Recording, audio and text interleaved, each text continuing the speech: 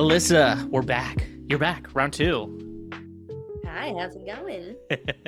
It's been a little while since we chatted, and hmm I'm stoked to have you back. We're gonna chat. We're not gonna talk so much about well, we will talk about your homeschool experience, but not in the way that we did before, with like the history. If you listeners, if you want to go hear that, go back. I don't know what the number is, but I'll make sure it's linked down in the show notes before. But I chatted with Alyssa before about like her homeschool upbringing and the wildness that ensued. But today we are going to talk about autism. We're going to talk kind of about some neurodivergency. We're going to talk about different things like that and kind of like growing up and being around people who are just a little bit different than us. They're wired a little bit different. So, Eliza, let me let me just ask the dumb question. What is autism?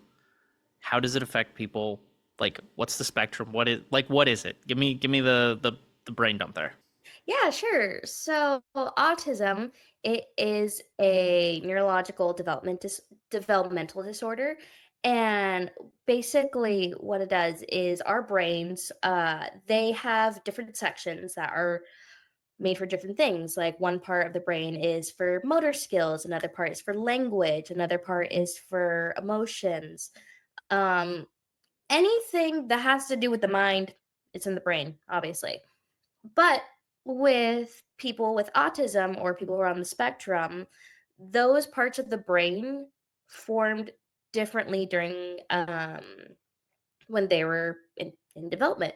And it's not something that is caused by environmental factors. It's not something that is it's not something that's preventable. It's genetic, and it can be caused by, I think one way to kinda explain it at a basic level is everyone has coding in their DNA, and there's a sequence of how your DNA is supposed to go. Sometimes, um, during, like, the development process, like, when your parents get pregnant with you, when you're developing the womb, you DNA replicates.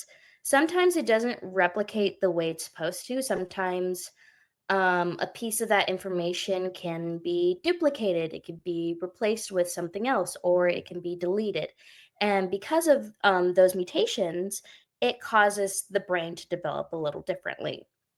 And so, because of that, people with autism or ADHD, just to name a few, they see the world differently. They don't see it in the same way that someone with a typical neurotypical brain sees it. And so because of that, it impacts our relationships, it impacts the way we communicate or the way we feel things. And even though it's different, it doesn't make the person with autism any less of a person. It doesn't make them stupid, it doesn't make them naive. It just means that they see the world through a different lens. And honestly, if more people understood that and accepted it, then just we as humans could progress so much further by valuing the minds that don't fit into the typical boxes that um we are taught, like, oh, um I'm sorry, is this is this making sense? Yeah, no, it totally is. And I was gonna say like the reason I wanted to have you on to talk about this is you are Mhm, someone who has autism, mhm. and I wanted to ask kind of maybe like your when did you find out that you were autistic and get diagnosed with that? Yeah, so funny thing is I actually was never diagnosed. However, I did study child development for 2 years, and then I also, I studied education. I was trained in how to identify children with special needs, like what signs of developmental delays to look for in a child that could be on the spectrum. And for me, I showed a lot of signs of developmental delays when I was growing up. But because I was homeschooled and didn't have access to professionals, it just went undiagnosed. And rather than recognizing that it was something different with my brain, I was constantly told, like, oh, you're uncooperative, you're stupid. Um, just like a, the way that people approach me, it was like a flaw with my character. And um on top of that, I always had issues like struggling to fit in, or like understanding like what's appropriate to say in public, what's not appropriate to say. And because of that, I really did not have a lot of friends when I was growing up. I had people who would like say surface level that they were my friends, but then like, I would just like speak my mind about whatever, and they just kind of like ostracize me a bit. And then, like, for just to give some like very like basic examples, I didn't start speaking until I was 4 years old.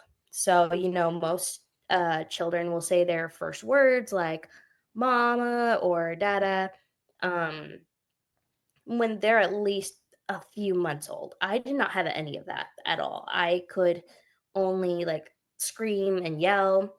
And some other signs that I showed was like biting.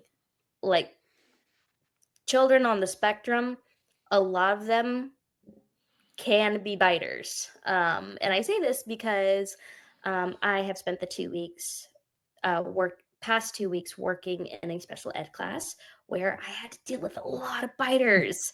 Um, And then there's just like also other signs. Like, for me, I mean, you might notice, but like I tend to look away from like the camera a lot because like I can't handle eye contact. It freaks me out. Um and I also tend to like kind of be more monotone. Like, for me, like if I'm being really expressive with you, like while interacting, it's because I have to think about what facial expressions I have to make. Like, oh, like right now it's a time I have to nod and say mm-hmm to make it like seem like I'm listening, or I have to like stare at your forehead to like let you know that I'm listening. Reality is, if I'm doing all those things, I'm probably not actually listening because I'm trying so hard to make it seem like I'm listening, because I have to act like when most people talk, like you naturally make facial expressions, you naturally nod, like you're nodding right now. Yeah. Um and that like those are just things that come naturally to you. But since uh like the part of me that's listening and the part of my facial expressions don't automatically work together, I have to like manually think about it in my head. Like, okay, I'm gonna nod. I'm gonna be like, uh-huh, yeah. Yeah. Um, which is a sign of masking, which Right. I don't know if you've ever heard the term before, but masking is like when a person on the spectrum forces themselves to display certain behaviors in order to blend in with neurotypical people. Right.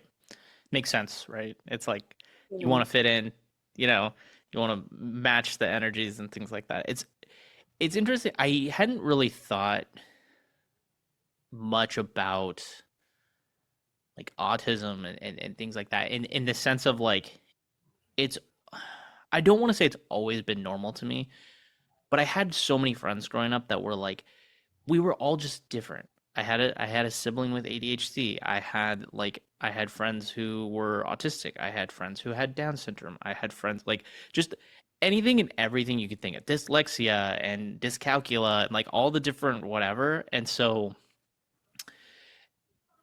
and I want to say I don't know that I did this perfect, so I don't want to like totally pat myself on the back for this, but like I just kind of viewed it.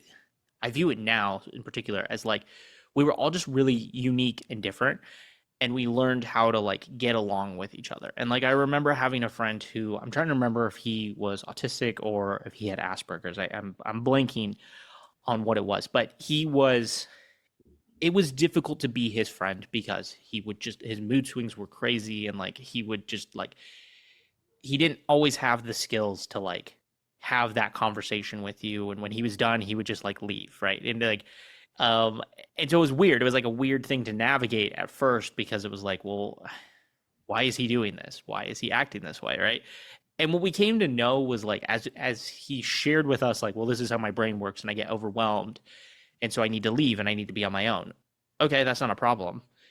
And especially because like his parents were cool with us being at his house. So it's like he could have all his friends over. We could be playing video games, watching a movie, being stupid, being boys. And he's like, okay, I'm done. I'm tapping out. He goes to his room and does what he does, whatever. And his parents, it wasn't like the party's over. It was just like, hey, you guys continue. Like the night's not over. You guys do your thing. And when and if he wants to come back and join you, he'll come back and join you. And so these things kind of became normalized in the sense of like, and like I said, I also had friends who had Down syndrome. So that, and that's a whole nother can of worms of like um, how you interact with people and how you understand how they operate and how to communicate with them and things like that. And so I think there was this level of patience that got taught to me when I was a kid and then in high school and stuff, where I was like, okay, like everyone is just unique and different, and you have to learn how people operate, and like you just kind of have to be okay with that and show patience and grace and mercy, right, to those people to kind of be like, okay, where are you at? Like, let me talk to you. Like, I can tell you're upset or whatever. Um, but that's not the case for everybody. A lot of people have that, like, they kind of like they ignore or they like live in denial that like these things are real, right? That people's brains are wired differently. And so I think that's it's something I'm learning more now as we're watching the world view autism through the lens of our political system now. But I don't know what my question is here. I'm to be honest, I'm kind of blanking. But That's okay. I think it's interesting. Do you have a point where you kind of was it through school that you went like, okay, now like I get it, like I'm autistic. That's like where it clicked for you, or had you kind of had suspicions before that, if that makes sense? Like I know I'm kind of asking the same question I already asked, but like was there a point where you like it literally was like light bulb moment, like, oh, I got it. Like this is the thing. Yeah. So I always knew that I was different in some way, growing up, but I never understood why. And so because of that, I would just constantly beat myself up over it. Yeah. And it kind of turned into this like it turned into low self-worth. Because it's like, okay, like um people didn't want to be my friend because I was weird, or because like I would just like emotionally shut down if I was overstimulated, and it took it to like, oh, she's just being a brat right now, she just wants to be a problem. um but in reality, I didn't know how to communicate my needs at the time because I wasn't told that my needs were legitimate, Right. and that it was just me just being a bad person, Yeah. so to speak. But then like when I started studying child development and studying the signs of like, okay, this is what a neurotypical child looks like. This is how they'll behave. These are the certain signs. Like I don't know if you've ever heard of Sigmund and Freud, but those are two very well-known psychologists who talk about human development and child development and kind of what is expected at each stage of life. Um, but when the child like doesn't follow those stereotypical stages that you can expect to see at certain ages, then those would be the signs that like, okay, maybe it's time to get evaluated. And so one of the most common tools that can it's not a tool I would say like, "Oh, if you do this and you score a certain way, then you definitely have autism," but it's a good first step in getting that diagnosis and kinda understanding, like, what's normal, what's not normal, and this is called the RADS test. I'm not sure if you ever heard of it, but basically, like, you can search it up online, and it tests it's like a questionnaire that scores you in different sections of thinking, like your relationships, your pattern recognition, or hobbies or habits, all that stuff. And it's if you score under 60, you're most likely not, you're most likely neurotypical. But if you score above 60, then it could be, they'll say like, okay, like, yeah, this could be a sign you have autism, and then it'll kind of break down your scores into showing like what thinking patterns are most associated with like what type of autism, or like what type of or it could show like sense of dyslexia or ADHD. So that's a really good first place to start. Because if you do that, then it can either kind of like reaffirm suspicions of potentially having autism, and it can like lead you on the path of getting professionally diagnosed. And so like I said, um the if you score above 60, chances are you may be autistic. I scored a 147. So I'm like, okay, this is definitely a sign. But unfortunately, since I didn't have, like, I'm 24 years old living in California as a substitute teacher, I don't make a lot of money. And so because of that, I don't have the resources I need to get professionally diagnosed. But unfortunately, because of the current climate, like with RFK creating a autism registry, it's probably safer for me now that I never got diagnosed, Yeah. which is so unfortunate. Because on one hand, I would have loved to have been formally diagnosed. I would have loved to know exactly what what parts of me that were not considered normal, and be able to get the resources I needed um to kind of navigate those different areas of my developmental delays. But at the same time, like I said, it's probably like as of now in my best interest that I was never diagnosed officially. Yeah. No, yeah, I agree. I agree with that.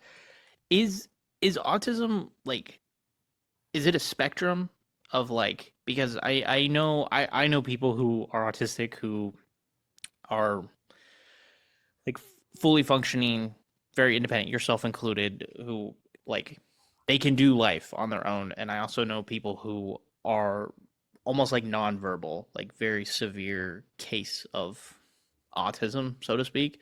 But is it labeled on a spectrum, or is there a way of grading like where you sit on it? Do you know? Yeah, that's a great question. So, yeah, it is a spectrum. Okay. Um, but there are like different levels of needs. So there's like high functioning autistic people. So like people who are able to live on their own, uh, have relationships, have jobs. So basically they can survive among neurotypical people. But there are people who are on the lower end of who are on the other end of the spectrum who are higher need. So there are like there'll be people who are 50 years old and they have autism and they're still living with their families because they need that support.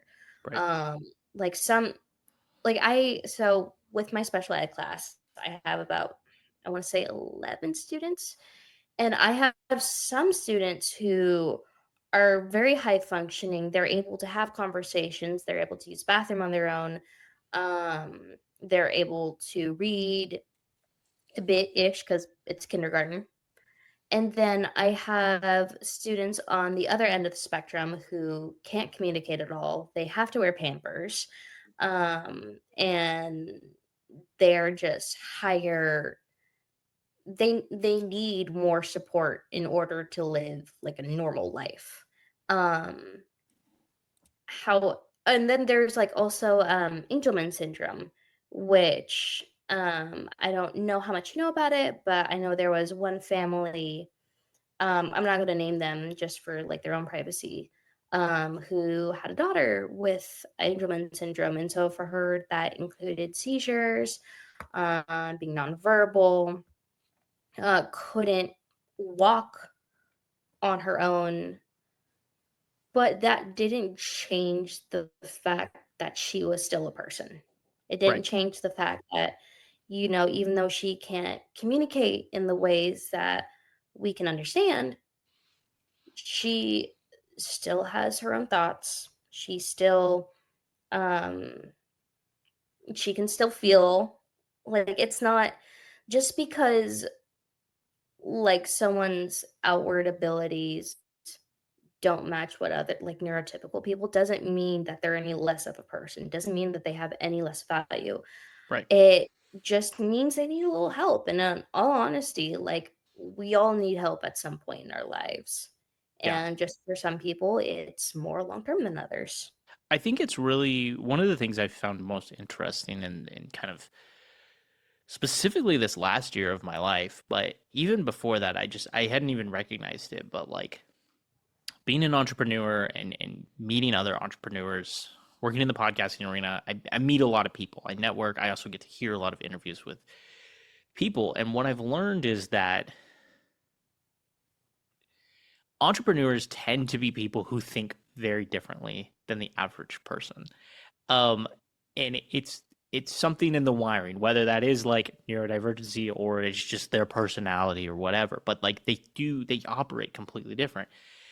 And it's been interesting because this past year, I feel like more and more of the entrepreneurs that I'm meeting are really vocal about the fact that they're like, I have ADHD, I have dyslexia, I'm autistic, I'm XYZ, right? They're kind of claiming it, right, as like this kind of like ownership identity thing. And they're like, that is what sets me and my business. That's part of what sets me and my business apart because we approach this in a different way than anybody else would.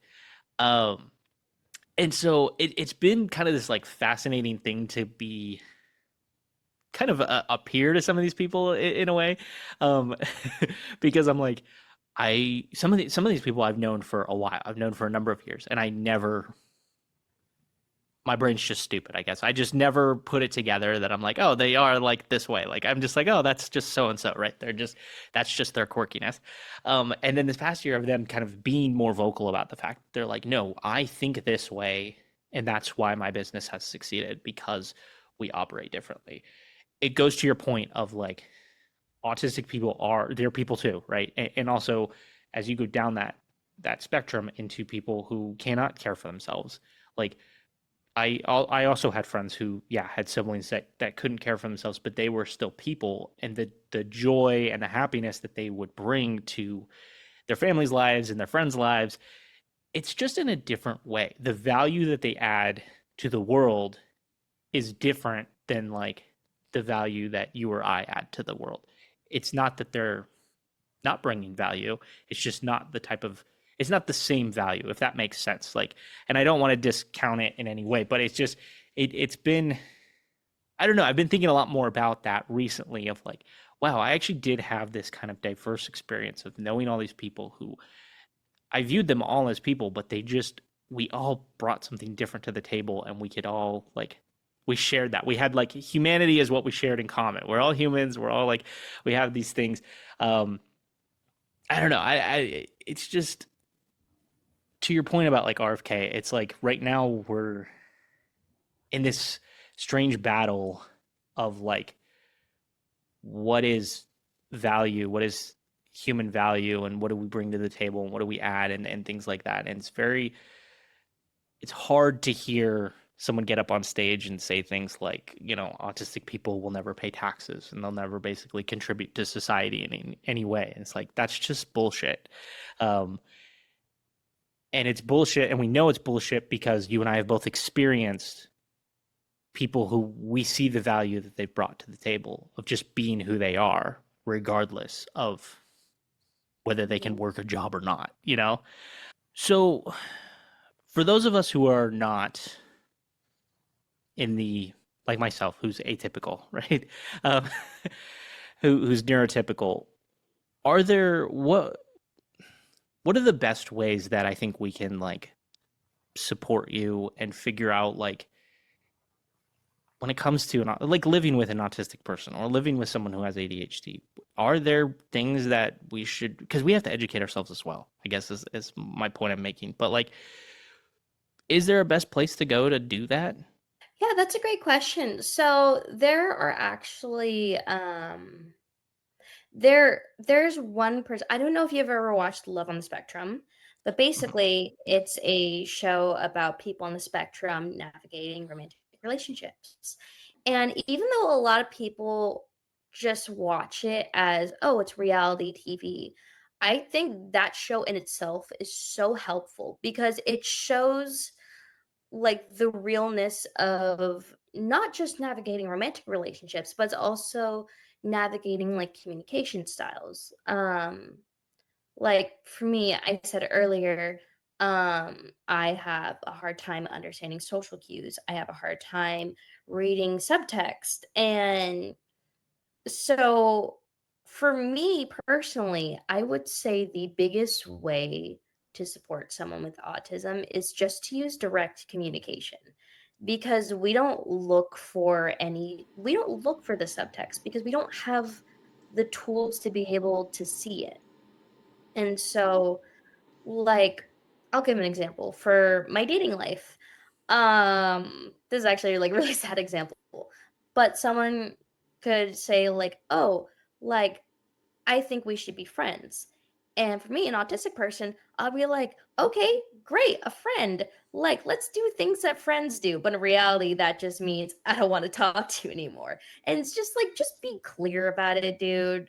Well, I have an example on that because I had a friend in college who was autistic, and he Okay. was he was high functioning. He lived in the dorms with us. He was super nice guy. Anyway, lived on the same floor my freshman year. Him and I got along decently well, and I think the reason we got along really well was that I understood that you have to just tell him straight out what it is that you need. There was no bullshit. You could not like Mhm. mask it in the like colloquial politeness because he didn't understand it. And so it was funny because there were all these instances and all these people who I don't think that they got that. They were like they would kind of hold him at an arm's length and you know they were like yeah we're friends and whatever, and then it would come to like doing friend stuff like you're talking about, and they would be like do we really want to invite him? And it's like if you don't want to invite him you just say this is not a party for you, like plain and simple, if that's what you want, right? But I was like, Mhm. but you guys dancing around the issue makes it harder for him to operate as a human being. You need to just like tell him. And so it was funny because one of the I was dating this girl at the time, and we were hanging out, and he came up and he was very proactively hitting on her. Um, Okay. and I was like, oh, okay, interesting. And I took him aside and I said, hey, I just want to let you know, like we're currently dating, um, and like you're stepping on my turf. And and he was like, "Oh, dude, not a problem." Like as easy as that. It was over. It was done with. Nothing. And it was so funny to me because other people were like, How did you get him to knock it off?" And I was like, "I just told him what was going on, and plain in English. There was no like, hey, like I just don't know. It was just plain and simple. I'm dating this person. I would really appreciate it if you like didn't hit on them.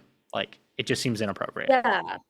Exactly. Or like another example would be like I would ask someone, I'd be like, "Oh, would you like to come over for dinner?" Because in my mind, like I like to make food and like I like to make food for people. Food is my love language.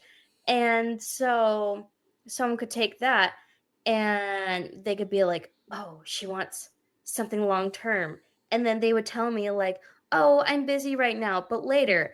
And so in my mind, I'm thinking, "Okay, they're busy right now. I'll make them dinner later." Like it's so frustrating because if they had just like communicated like, "Oh, are you asking me on a date?"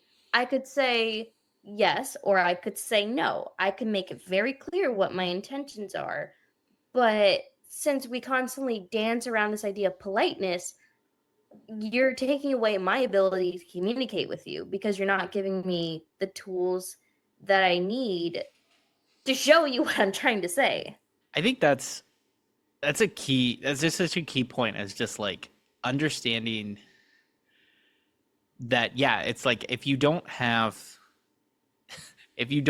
that function in your brain to like just like read the subtext of it, it's like, and like I'm not gonna say I also I think struggle with that. I think that's more of a homeschool socialization aspect of like also sometimes I don't get the subtext, but not to the degree of an autistic person. But it is interesting to, like you said, it's just like, just tell me straight up, yes or no. Like, it's not going to hurt. Maybe it will hurt your feelings, but like, it's not. It's going to benefit me in the long run if you're just straight with me, as opposed to let's just dance around this whole thing and pretend, you know, let's be Yeah. atypical for a second and pretend about whatever. It's like, this just like, it doesn't work. It doesn't work. It doesn't work with any of my friends who are autistic. It's like, I'm just like, I have to just say no, yes, no, maybe, Yeah.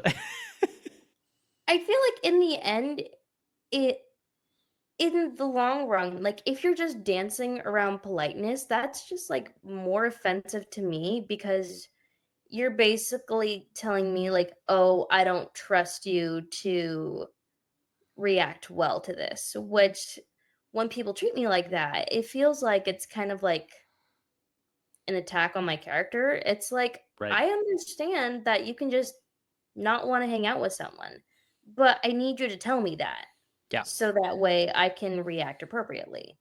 But since people like don't want to do that and they hide behind the niceness of it to try to like not hurt your feelings, it's just it's just like going way over my head, dude.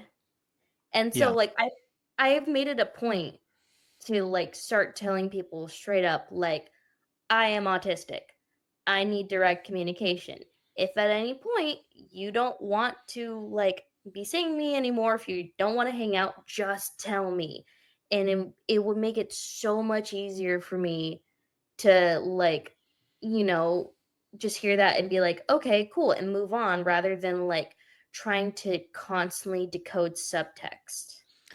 Does that also go the opposite direction too, where you find that like when you communicate with people and you're presented with that option, right? Like that you're just more direct with people of like like you brought up the dating thing, right? Of like, oh, like I'm kind of busy right now, like we'll do dinner another time. Where if you're not feeling it, are you more, do you tend to be a lot more just direct of like, hey, I'm just like not feeling this and like I don't really want to do dinner? Or have you, or do you, we talked about masking a little bit, or do you kind of, have you started masking it where you're like, okay, like I do the kind of like, I'm just like really busy right now. Like life's just kind of a little nuts. When I try to date people, I'll go out with them and like if I'm not feeling it, I usually just don't say anything. But if they reach out to me, I'll just say, "Hey, you're cool, but I'm not feeling it. Sorry." That's it. Move on. They get the message. I don't I won't ever say like, "Oh, I'm busy right now, like maybe later." Because like I don't want to communicate that there's going to be a later if I already know there's not going to be, you Yeah. know? Yeah. Yeah, that totally answered my question. Just like that communication of like, you need the clarity. So that's I guess what I was asking is like you need the clarity of people to tell you like, hey, like this is, tell me point blank, right? So that's what I was wondering is like, do you also just feed it back point blank, if that makes sense? Yeah, pretty much because it's like why would I say maybe later on something I don't intend on following through? Like, Right. "Oh yeah, we'll hang out sometime." I'll be like, "Okay, when? Like, let's do it." Because I don't realize that it's just a way of being polite, you Yeah. know?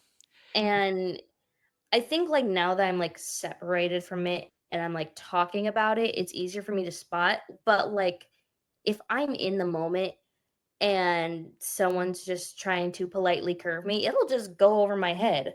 Like it's so frustrating because it's like on top of that, like if I like someone and I'm saying like, "Oh, we should get dinner like sometime." And they're like, "Oh, I'm busy later." Then I think, "Okay, they're busy later." And then I just wait for them to stop being busy, you know? Right. You know what's so funny too is that I think even within my own life, like I'm guilty of the like, oh, life's just really busy right now. Like let's circle back. Let's, we'll come back to it, right? And it's kind of sometimes with that intention of like, it's either sometimes it is like I just need to kick the can down the road a little bit. Like I genuinely am really busy, but a lot of times it's like I just don't want to do that thing at that moment that that person is inviting me to do. And what I've realized is like I get frustrated when people do that to me, right? And I'm like, I just want a clear answer. Yeah. But I also don't give a clear answer half of the time either. So I'm like, us having this conversation, I'm like, maybe I should just start giving very blunt, clear answers of like, nah, I don't really want to do that. Like, let's do something else instead in a week and a half, you know, because I almost think it would just be better than us trying to like, we've been talking about this whole dancing around the situation of like kind of just hinting at, they'll get the message eventually. It's like, no, like people just let's just not why do we leave things to like we have to decipher them as humans? Let's just actually like point blank tell each other. I don't want to do that. Yeah, like I definitely had moments where like it's like when a friend invites you to their birthday party Mhm. and they're your friend and you want to be nice and celebrate them, but you also just like don't have the energy. Like Yeah. I wouldn't tell them like, "Oh, sorry, I'm really busy that day," or "I'm really busy today. It looks like I won't be able to make it." I'll just like tell them like straight up like, "Hey, like I don't have the energy right now to do this. Sorry." And that's it. Because if they're my friend and I care about them, I want them to be aware of like where my heart is at, you know? Yeah. And like I'm not showing up to your birthday party because I don't care about you as a person, but I recognize my own needs and that I need to respect those needs. But I also respect our relationship. So I'm going to tell you straight up instead of lying to your face to protect your feelings because I trust you. I trust that you know who I am as a person. I trust that you know I care about you. And, if I tell you, like, hey, I'm really tired or I'm really low energy right now, then I just trust that to be respected.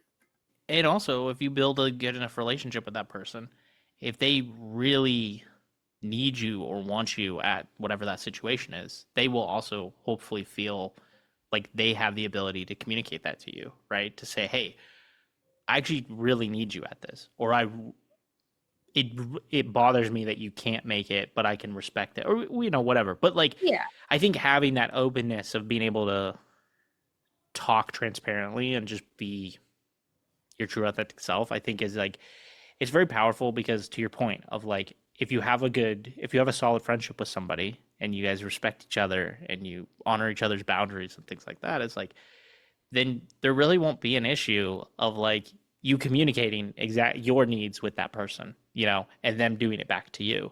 Um, I think I do want to kind of pivot just a little bit and talk a little bit about the the like family dynamic of like growing up in a family where maybe a sibling or your parents are not neurodivergent, right? Not on the spectrum.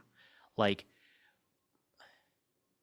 that's that can be very taxing on them as well. But also for you, I'm sure that that's also can be a frustration. I mean, we've kind of talked about that already, but I guess where I want to go with that is more of like now that you understand yourself better and you've come to okay, I know this about myself. I know that this is how my brain works. How has that changed your relationship with your sisters and with your dad and things like that? Like how have you been able to communicate to them like I this is how I am. Like take it or leave I don't know, is it a take it or leave it situation? Is it like, hey, I think I need this from you? Like how has that shifted? So, like I said before, like since I never had like a diagnosis growing up, um, they had kind of always seen like my autistic behaviors as like misbehavior, like me intentionally like being a problem or like being bad. But in reality, like if I was like having a meltdown, it was most likely because I was overstimulated, but I didn't know how to communicate that. And So now that I have an understanding of how my brain works, like if let's say like someone's like talking too loud at me, I'll just straight up say, "Hey, I'm overstimulated. Can you shut up, please?" Like for a second. And then they'll be like, "Oh, okay, yeah." Um, and then like sometimes like I'll be talking to my sisters about whatever, like I'll be telling them like about a situation I'm in, and then they'll kind of like have to translate for me, like, "Oh, this person said this, but they really mean that." um and it's still hard in some ways because it's like I had a family member ask me a while ago, like, "Hey, do you think you could take like one of those classes for autistic people and learning how to talk? Because it would really help me." I'm just sitting there thinking, I'm like, "Why don't you take a class on how to learn how to talk to autistic people? The fuck?" Like, um, it can be really tiring because something I've noticed is that, like in schools, the reason that special ed classes, one of the things that special ed classes do is they have social emotional learning time, which is basically like it's like giving directions on how to communicate or how to behave in certain scenarios, which, okay, that's needed. But at the same time, neurotypical people aren't being given that same education in how to talk to neurodivergent people. And I think it kind of goes back to this idea that, like, oh, if you're neurodivergent, like, your way of communicating isn't the right way. It isn't the preferred way, and you have to adjust to fit in with everybody else. And it's like, why don't we just both learn how to communicate with each other, you know?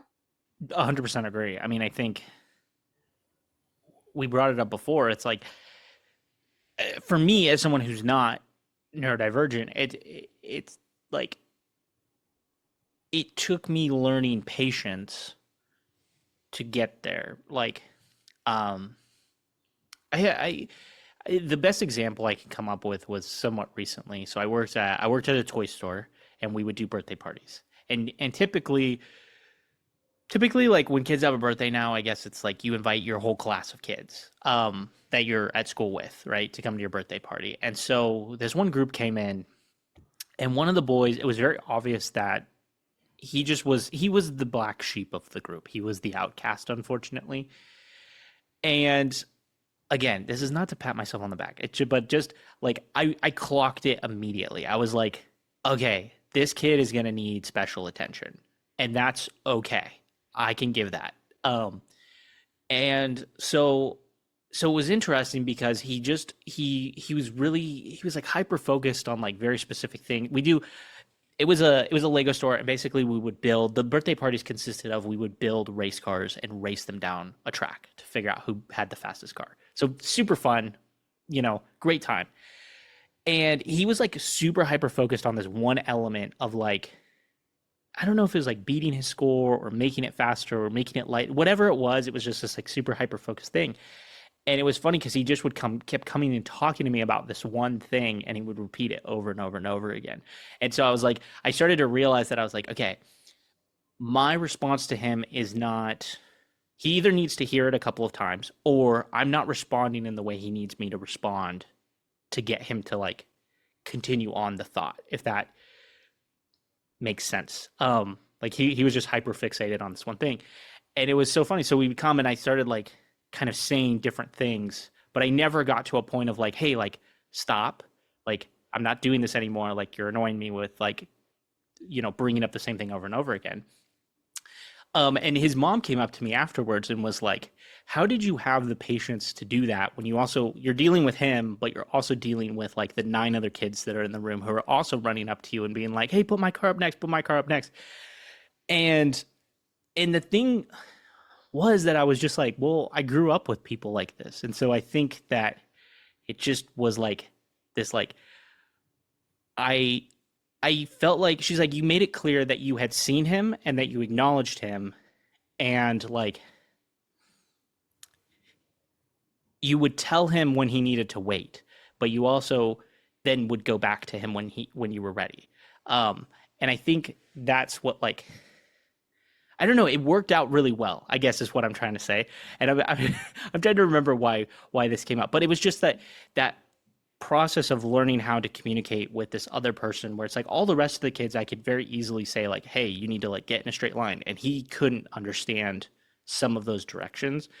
So it was just learning to, it was having to sit there and be like, how do I communicate this to this kid in a way that makes sense to him, that continues with the birthday party, where I don't give him all the attention, I give him the attention he needs. It's a crazy mind juggle.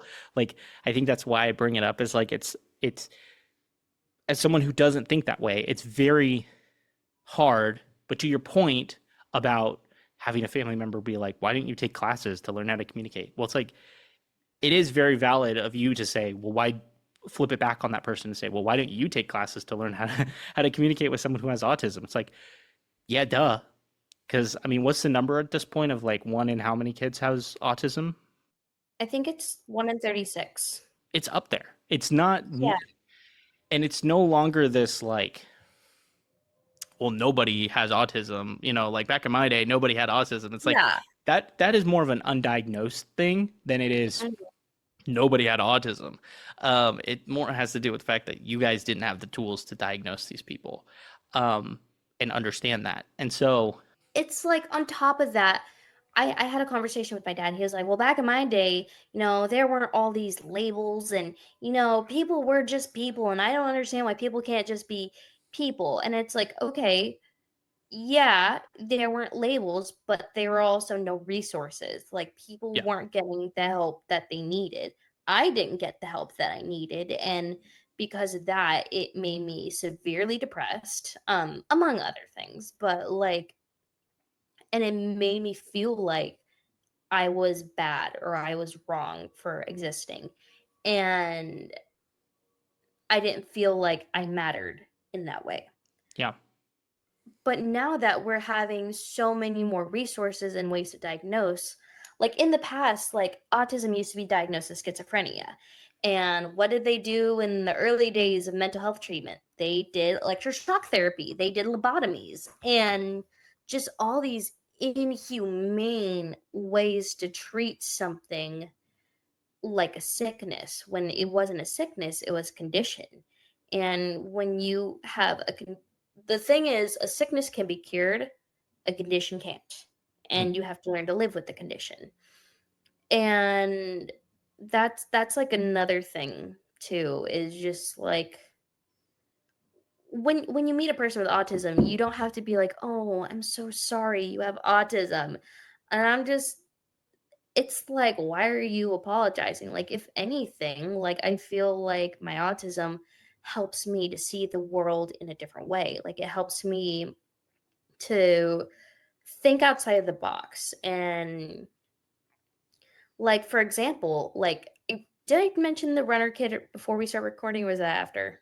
I don't remember. Go ahead. You go ahead again with it. Yeah. Well, anyways, I have this one student who he he would run out of the classroom. Like if the door was unlocked, he would turn off the TVs that we were using. He would mess with the computers. He would tear down um, decorations in the classroom. And usually, when he did something like that, like the teacher would yell like "not funny" at him, and they like pull him away and like make him go sit down and like put him in timeout.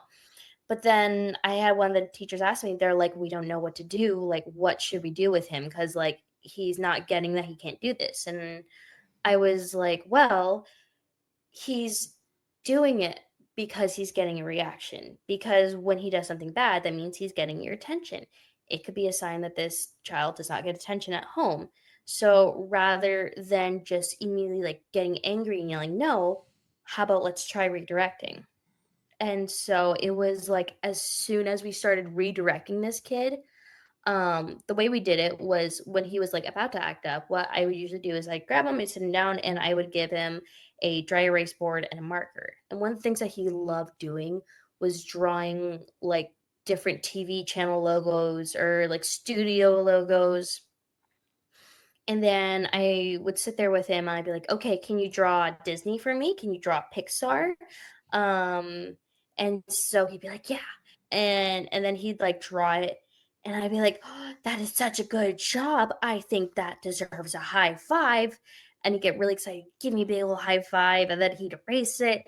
And then like I would give him something else. And then eventually we moved that from just drawing TV channel logos to drawing pictures of like school buses, police cars, and so redirecting that behavior was just so helpful because after we started doing that, he didn't run. He did run occasionally, but when he tried to run, that just meant I need attention. Please give me attention.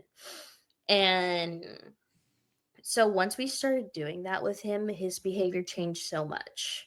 Yeah. And it's really just a matter of just like, and I think this goes for not even just autistic children or children on the spectrum, but it just goes for people in general. Like a misbehavior is a sign that a need is not being met and they're trying to get it met. Yeah, no, that's such an interesting um, observation because I've been thinking along similar lines of like looking at people in my life and kind of recognizing things that maybe I don't agree with or I don't like about that person, right? And their actions. And to your point of like trying to figure out what is the root cause of why do they behave that way. And so I think you made a great point in that that's not exclusively, we don't need to be exclusively looking at just like the thought process behind like why does an autistic child like act this way or misbehave, right? And like what's the, you know, but like that's a humanity thing of like why do we do the actions that we do, good, bad, evil, wrong, good, healthy, all these things, right? What is the root cause of it? And so that's, I think, very important. I think we need to a lot of us need to take a look inside to kind of start to recognize some of those things about ourselves of like why do I do the things I do? And then have that hopefully that ability to look at other people and recognize their actions is like, okay, what is behind that? And let me look at that instead of just looking solely at the action for what it is. I don't know. It's a helpful exercise, I think, to kind of like break that down about like what makes us who we are today. And that's not an easy thing to do. But hopefully we can take some time and just like recognize that that's like what we need to do as a society is like why do people act the way they do? It's not always stemming from really evil stuff or Yeah. And like that's another thing too, is like before I would like to say like when I was younger, well, I guess technically I was still younger, but like a few months ago, I used to really view the world as black and white. It's like, okay, you're either good or you're bad. Um, and it's like if you're a good person, you'll do good things. But if you're a bad person, you'll do bad things. But the reality is life itself is not that simple. I was thinking to kind of to drive this a little bit back to the homeschooling world of like it's such an interesting thing to me to look at the reasoning behind why people choose to homeschool their kids. Um, there's a variety of reasons people do it. Some people do it for religious reasons. Some people do it because of their view on the current state of our education system. Some people do it because that's the way they were raised, right? And they're like, I'm just continuing the track, right? Some people do it because they have kids who have autism or learning difference and disability, and so they're like, okay, let me put, I can be a better source for like tailoring their education to match where they are, right? Um, there's a lot of reasons that could go into homeschooling, and I think what's so interesting is that like our I look at it like there was this weird I think there was a weird stigma around like the mental, I don't want to say mental health, but there was a weird stigma around like autism and Asperger's and Down syndrome and ADD and ADHD and like all these different things that were happening, dyslexia, all these things that were happening inside the homeschool community. But all these people were doing, a lot of them had kids who had something in that vein, right? But yet we didn't never talk about it. We didn't like, there's a lot of people, I mean, I've even realized now talking to more people, I'm like, my family, we pretty openly talked about it within ourselves, which I think is what led to me being much more like having that patience to kind of like, okay, we just got to like learn how to deal with everybody's different, right? But there's so many other people I've talked to now who are like, oh yeah, like my family like lived in denial or like refused to get me, like you talked about, like your parents didn't diagnose you with anything, so it's like you lived 18 plus years of your life of being undiagnosed, knowing that something was different and something was potentially off because you didn't see yourself as operating the same way everyone else did. And so there's this weird stigma around it where it's like, why are we denying people the ability to like find out the way that they operate, um, and then not like openly talking about it because it's their operating system in their body, right? It's just, this is how it is. Why do we not want to give them the tools and the resources they need to operate at the best capacity they could possibly do? um, I don't know, have you talked at all like with your dad about why they wouldn't have, I mean, you said you were 4 before you spoke. Like, was there a reason behind why they wouldn't have taken you in to get diagnosed or looked at? That's a great question. We haven't really talked about it, but that's also because like my dad wasn't around all the time, and that was just because he was constantly working. He was a first responder, so he was Yeah. gone all the time. And so the only person that was around was my biological mom. And there I think, growing up in the early 2000s, like mental health was really not something that was thought of. It was just like, oh, if kids displaying a behavior you don't want, you have to discipline them out of it. Yeah. Like for example, one thing that I didn't like was I didn't like people getting near my mouth. And so rather than finding a or actually let me back this up a little bit, because I realized I didn't give context. So I didn't like people around my mouth. And because of that, it led to issues of trying to get me to brush my teeth. Um, and so, rather than like making the task of brushing your teeth fun, or finding like ways to like gently introduce me to it so I could do it, what my biological mom would do was she would spank me super hard, and then, as I opened my mouth to cry, she would shove the toothbrush in there and start brushing my teeth. And because of that, that just made me associate brushing my teeth with pain. And so then when I got older and I was able to like brush my teeth on my own, I just didn't want to do it. And that led to dental issues, um just because it wasn't prepared for me in a way that I could take it positively, and that Right. had negative effects down the line. And then like also I feel like a l- this might even still stand true for some parents today, but they feel like if their kid has a mental health issue, two things. One, they're making it up for attention, or two, it's a sign that they failed as a parent.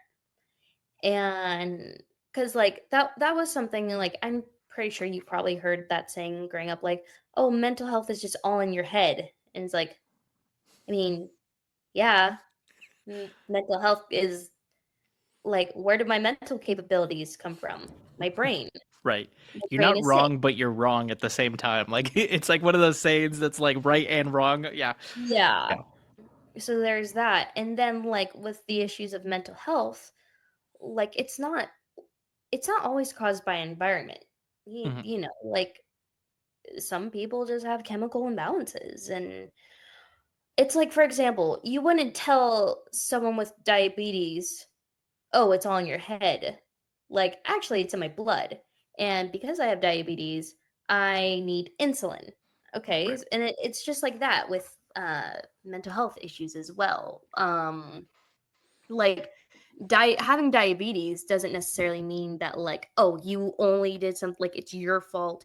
It's because you didn't take care of your health. Like, no, diabetes can also, like, there can be a genetic factor in that as well. This has been such a great conversation, and it's hard to like put a cap on it because I enjoyed talking to you so much.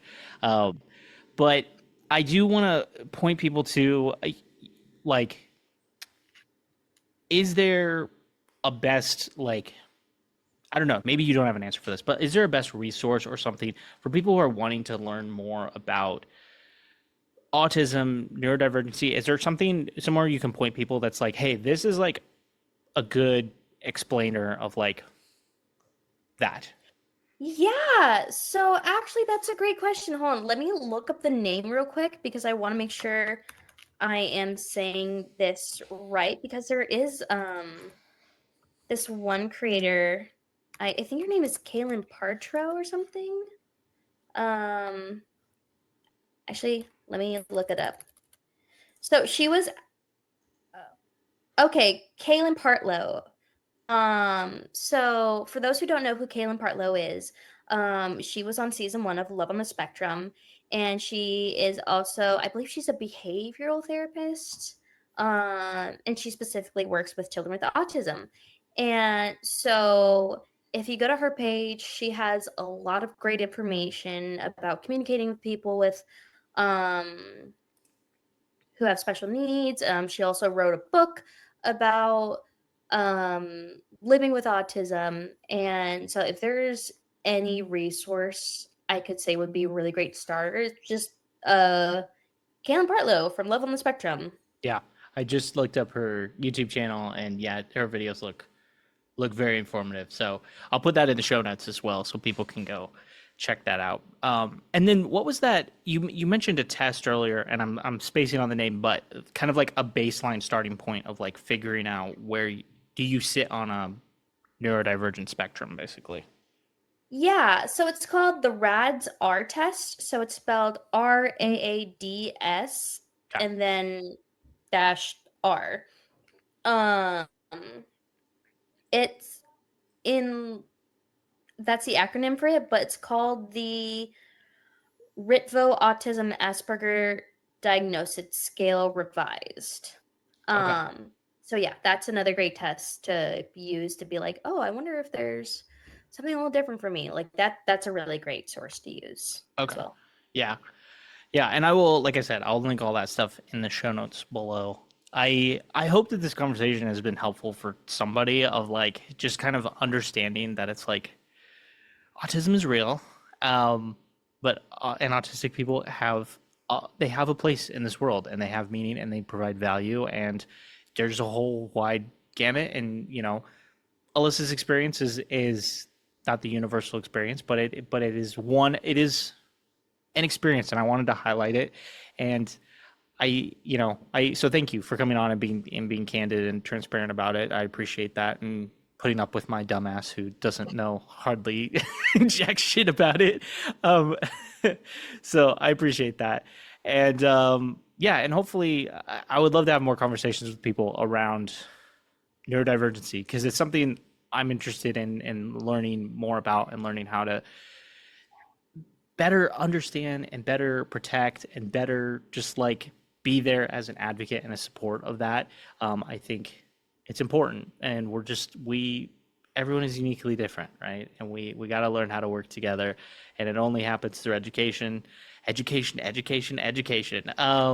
We got to be Hmm. willing to learn about it, and so again, I appreciate you coming on and being candid and transparent with people. Yeah, thank you. Thank you for giving me a platform to speak. Um, And then I don't know if this is something, like, this is totally up to you if you want to include it, but I recently decided I want to take up writing more. And I'm starting to write about like the political climate. I really want to write about autism. And so if you want to include it later, I recently just made a Substack. Yeah, So I'll make sure it's I linked in the show notes below yeah. for people. But yeah, go follow Alyssa on Substack because that'll be really cool, and I'm excited. I saw you posted like a poem or something. Yeah, Um, yeah, I posted a political poem about it was basically talking about like the Constitution. So it's called All Men Are Created Equal, mhm, but then I just pointed out the hypocrisies and like how we treat minorities in the country. right. And so, in case you're wondering, like, oh, can autistic people write a poem? Well, I wrote one and it was kind of badass. So you should go read it. Yeah, I'll make sure it's linked down in the description below for people to go support. And yeah, anything else you want to shout out before we close things out? Go watch Love on the Spectrum. It's Okay. very eye-opening. Okay, cool. Love on the Spectrum. That's your homework for this week, folks. Go watch. Well, I guess it'll be probably more than a week, but that's your homework for right now. Go watch Love on the Spectrum. Go subscribe to Alyssa's Substack. Go watch some of Kaylin Partlow's YouTube videos.